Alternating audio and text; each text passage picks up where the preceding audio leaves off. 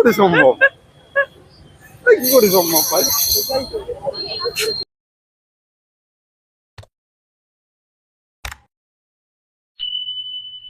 আমার কাছে এখানে দুটো কার্ডস আছে, ঠিক আছে? তোমার হাতটা তুমি কাইন্ডলি স্ট্রেচ করো, যে কোনো একটা হাত। হুম হুম।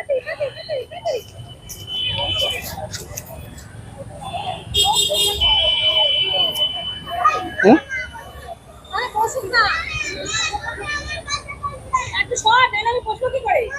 কালো তাসটা তোমার কাছে, তাই তো? খুব ভালো করে দেখবে, ঠিক আছে? লাল তাসটা আমার কাছে।